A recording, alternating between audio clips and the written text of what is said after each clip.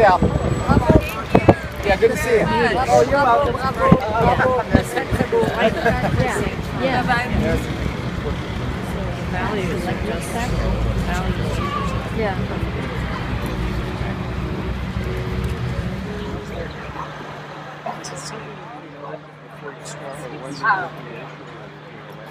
Boy, that's an excellent question, and I'll answer it to the best of my ability because you've asked one of the most difficult questions there is in this process. And what I have taught myself to do is to be very clear about what my intention is. I want a dysentery or of activation. That's the real thing. These are all other subordinate players. So as I'm developing the painting, I'll keep in mind just readdress that. And when I feel I've said everything I want to say, when I've told my story, I stop. That's not to say that I don't overstep and have to go back and correct, especially because my tendency is to want to. I love exploring all that little stuff in there. Sure. Well, thanks. But you can go beyond, as you say, the point of why you set out to make the painting in the first place. So it's always a challenge. Can I ask you to make a statement about what you just done? Why did you decide to choose this particular? Oh yeah, because I found an abstract concept in it. I found that this was a large abstract silhouette. The delicacy of that, those trees moving across these perspective lines, and then this little area of activity was a nice foil or a contrast to all this quiet. More or less where you did your square and then you brought it up to the inside line. Yeah. Yep. So yeah, it was the contrasts and shapes, and So you're really beginning as an abstract artist, looking. Absolutely. I always thought. I tell my students, you're an abstract painter. That's the thing to remember initially. Sorry, I think I cut you off.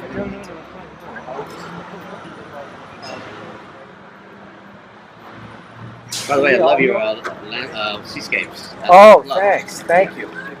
Normally, when you're reading yourself, you want your eye to go around the canvas and such and such. And normally you have a little eye to either around. Yeah, either around. But in a smaller canvas,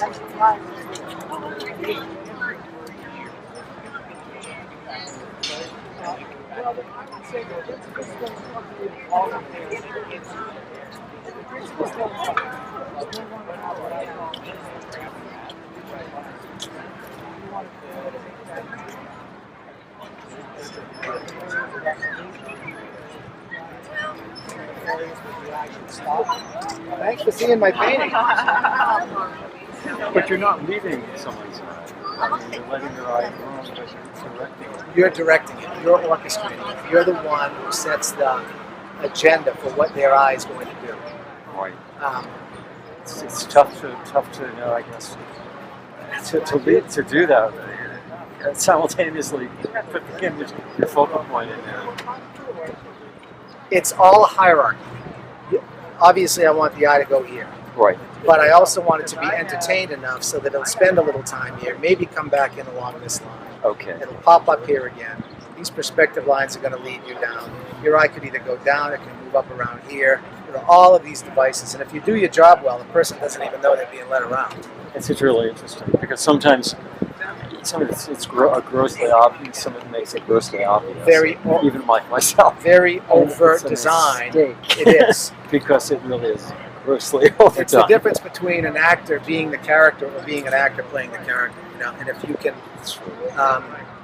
and it just takes a lot of time and consideration to learn what those techniques and strategies are.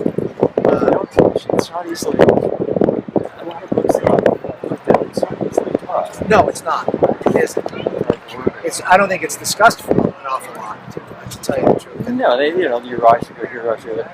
But unfortunately, it's just what you do is so much simpler. It's not. It's not. It's silly. It's beautiful. Well, thank you. I take that as a compliment.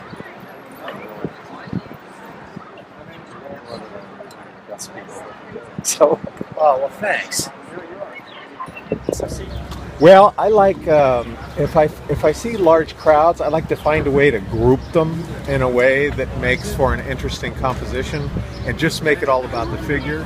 And I just so happened that I had this big, beautiful landmark to kind of be a background piece, and so I could draw the eye. I saw this circle that I could draw the eye through, and make the hot dog vendor actually a piece of art rather than just a street scene of a hot dog vendor. Right, so you're framing the hot dog vendor. Exactly, framing the hot dog vendor. You got just a little bit of paint on it's here, okay. just to let you know. Oh, there you go. Yeah, the hot dog vendor really is my main subject here.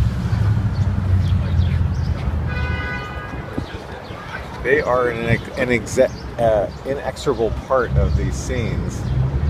Yes, they are in New York. Yeah, I like that. I've painted actually quite a bit of the hot dog vendors and the falafel guys up by the Met. But I've never really gone around on the streets and painted them. They just happen to always be there, so they're, rather than put them in the way, I make them part of the painting. Right. Yeah, but this one has a lot more character to it than most. So. Yeah, this is a great framing device. Yeah, it really worked. Thank you very much. You're very welcome. Thank you. So it's really absolutely true, though. I like what you said during the panel discussion about what Rollo May said. Yes. That quote. Yeah. It's where the individual finds himself between subjective and objective poles. That's what he found, and everybody's art falls somewhere in there. It's really a nice way to look at it. And it's the tensioning of those two things, I think, that make something exciting, you know.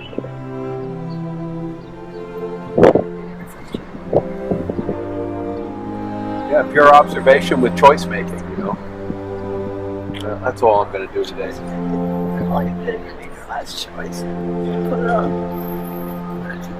I felt bad.